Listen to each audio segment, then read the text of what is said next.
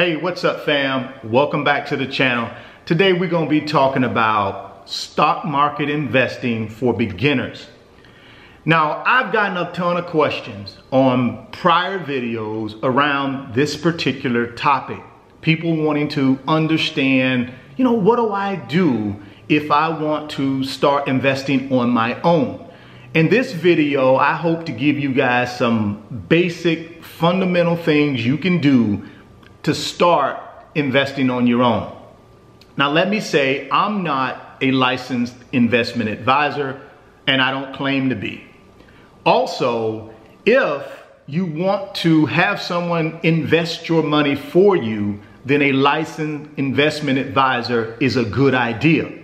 So I'm not saying don't do that. What I'm saying is, if you want to do this on your own, here's some basic fundamental things you can do in order to put yourself in a position where you can start taking control of your own financial future.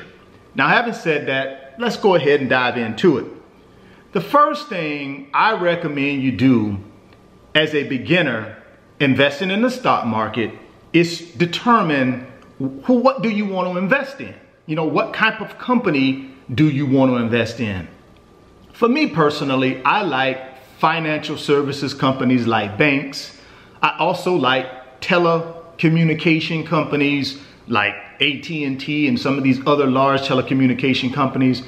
These are things that I'm interested in. I'm a retired banker, so that's what I invest in. I invest in what I know and what I like. And I would encourage you to figure out, hey, what are the companies that I'm currently using and I like to use?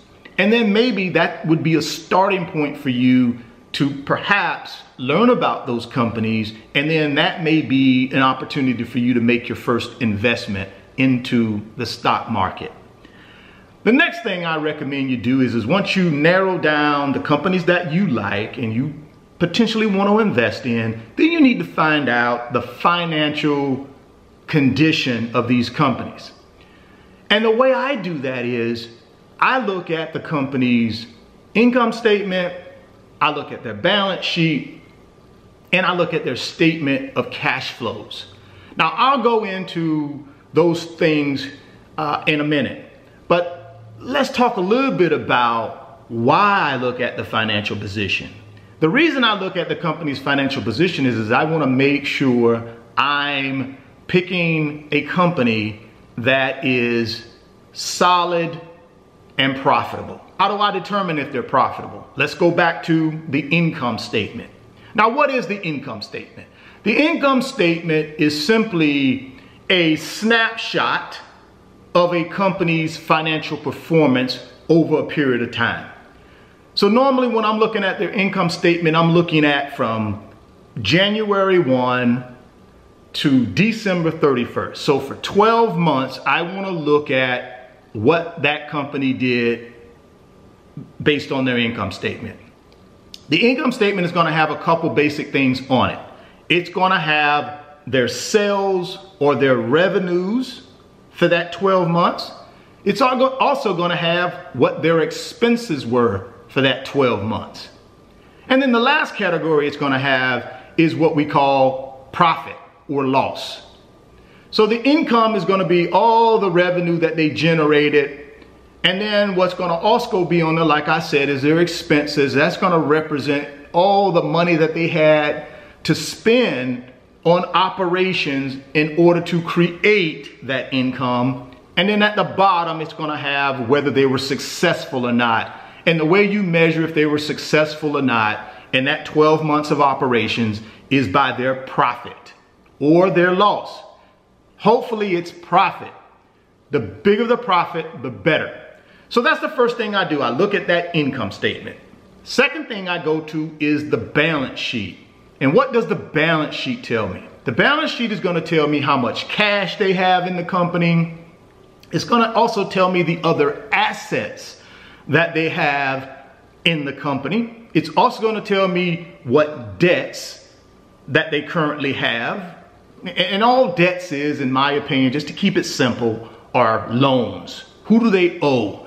And then it's going to also have other liabilities. At the end of the day, the balance sheet is going to have something called net worth. And all net worth is you take the assets, you minus out the liabilities, and then you're going to have net worth. And I want to have positive net worth in that company. So I want to make sure that this company has more assets than it has liabilities. In case the company gets into trouble, you don't want to have a company that has more liabilities than assets. What that would mean is the likelihood of you getting your money back is not good, because if the company were to fold or something like that, obviously you would lose your investment. So we want to make sure it has a strong balance sheet. And then the last thing is the statement of cash flows. Statement of cash flows is simply cash that's coming into the company through operations and through external financing or external means. And then it's the cash that's going out of the company through basic business operations and investments. So that's all the statement of cash flows is: cash coming in, cash going out. So those are the things that I look at to make sure it's a profitable company. Now, where do you find this balance sheet, this income statement, this statement of cash flows? You can find that information on, Google Finance. You can find it on Yahoo Finance, and you can also find it on, if it's a publicly traded company, you can find it on that company's website. These are items that they have to publicize. It's public record, especially if they're a publicly traded company. The public has a right to see how the company is doing from a financial position. So those are the three places you can find that information. And I would recommend that you go and look up what an income statement is, what a balance sheet is, what a statement of cash flow worksheet or statement looks like. All of these things, guys, will be helpful as you try and determine what type of stock you want to buy from what company. Now let's move on and let's talk a little bit about other things that I look at. I also look at year-over-year sales. So what I would do is I would go into the company's website and I'd pull up their financial statements for 2019 from January 1 through December 31st of 2019. I'd also go and look up January through December 2018, and I would compare those two. I would look at the sales. Did the sales go up from 2018 to 2019? Did they stay the same, or did they go down? And what that is going to tell me is, it's going to tell me kind of what are some of the trends from a sales standpoint for this company. Now, if the sales are going down, what I would do is if year over year from 18 to 19, the sales went down, then I'd go look at 17. And then I'd look at 16 to see if there's a trend of the sales going down. That's not good. If a company is losing sales over multiple years and there's no real explanation for it, no catastrophic event that's causing it, then that's a level of concern that I would have with that company. The next thing I would look at is their year-over-year profits, because a company could be losing some market share, or sales could be going down, and sales could be going down because they want sales to go down, but they're still extremely profitable. So those are the two things I look at: top line, year-over-year sales, and then I look at bottom line, year-over-year profits. Now, if profits are also declining, then that's a really, really big concern, because sales can be declining for some reason, but if profitability is still high, it doesn't mean it's a bad company. But if you got sales going down and profitability going down, that raises some concern in my opinion.